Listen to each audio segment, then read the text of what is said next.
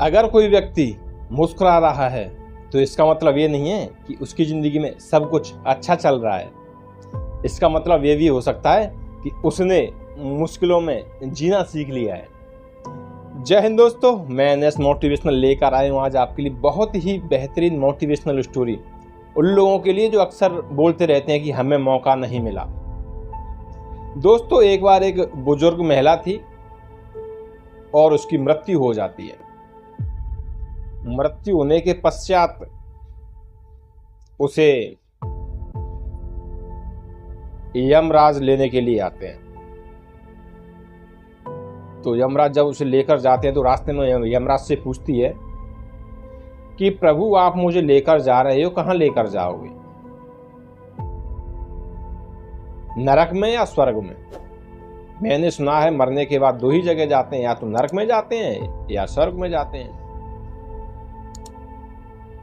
तो वो बोलता है यमराज इस महिला से, बोला बिल्कुल सही सुना है, नरक या स्वर्ग में ही जाते हैं, लेकिन तुमने भगवान की बहुत भक्ति की है, तुम बहुत भगवान की पूजा करती थी, तो तुम्हें वैकुंठ धाम में लेकर जाएंगे, ना स्वर्ग में लेकर जाएंगे ना नरक में लेकर जाएंगे, तुम्हें भगवान के धाम लेकर जाएंगे।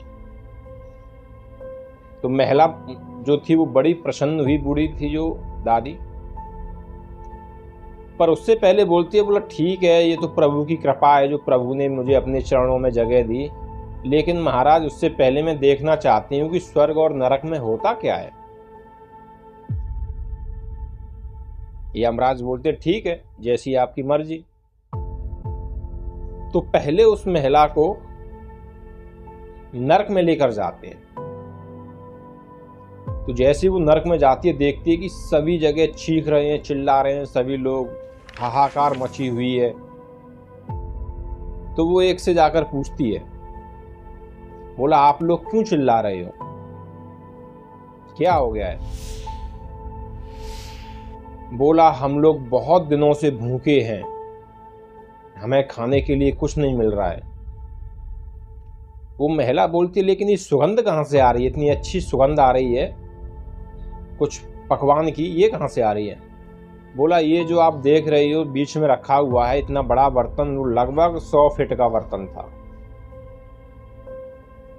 उसमें खीर बनी हुई है, लेकिन हम लोग इस खीर तक पहुंच ही नहीं पा रहे, 100 फीट का है, कैसे जाएंगे इसके अंदर से खीर निकालने के लिए? खीर तो बहुत स्वादिष्ट है, इसके अंदर खुशबू से पता चल ही रहा है आपको, इसलिए हम भूख से तड़प रहे हैं।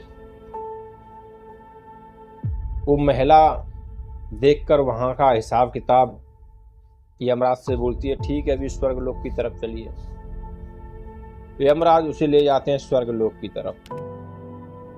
वहां भी सभी लोग हंस रहे थे, मुस्कुरा रहे थे, आराम से रह रहे थे, और उतना ही 100 फीट ऊंचा बर्तन वहां पर भी रखा हुआ था उनके बीच में। तो महिला जो थी, महिला बूढ़ी दादी जो थी, उस पर रहा नहीं गया और एक व्यक्ति से पूछ लिया कि तुम लोग हंस रहे हो, मुस्कुरा रहे हो, ऐसा क्यों है?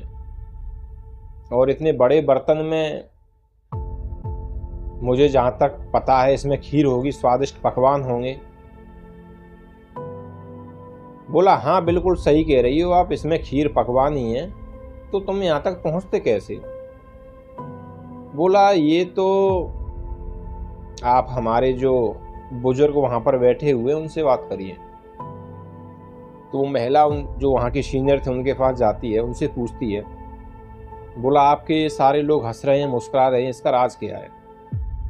जबकि बर्तन यहाँ पर भी जो 100 फीट ऊंचा है, इसमें से खाना कैसे खाते होंगे आप लोग? तो फिर वो व्यक्ति बोलता है उस महिला से, बोला 100 फीट के अंदर ही है जो कुछ पकवान है, वहीं से लाकर हम लोग खाते हैं, लेकिन आपने देखा होगा कि जो दही हांडी का जो प्रोग्राम होता है, तो एक के ऊपर एक जैसे चढ़कर उस दही हांडी को तोड़ते हैं बच्चे, हम भी वही काम करते हैं। यहाँ पर जितने भी यंग लोग हैं उनको हम बुलाते हैं, और इस दही इस मटके में से, जितना बड़ा पात्र है 100 फीट का, इसके अंदर से आराम से जो भी पकवान है हम निकाल कर सभी लोग बांट कर खा लेते हैं, कोई मुश्किल काम नहीं है। इतना सुनकर वो महिला वहां से बैकुंठ लोक के लिए चल देती है और वो समझ जाती है कि हमें जो कुछ मिलता है वो हमारे कर्मों के हिसाब से ही मिलता है, सबको बराबर मिलता है, लेकिन वो डिपेंड करता है हमारे नज़रिए के ऊपर, हमारी कार्य कुशलता के ऊपर। तो दोस्तों, हमारी ज़िंदगी में भी ऐसे ही होता है। हम लोग अक्सर सोचते रहते हैं, बोलते हैं दूसरे लोगों से कि हमें मौका नहीं मिला, नहीं तो मैं भी ये कर देता। मौका तो भगवान हर किसी को देते हैं, लेकिन वो डिपेंड करता है उस मौके का आपने फ़ायदा उठाया या नहीं उठाया, आप में उस मौके को सहन करने की काबिलियत थी या नहीं थी। अगर मेरी मोटिवेशनल स्टोरी पसंद आई हो तो लाइक कमेंट शेयर ज़रूर करें। जय हिंद।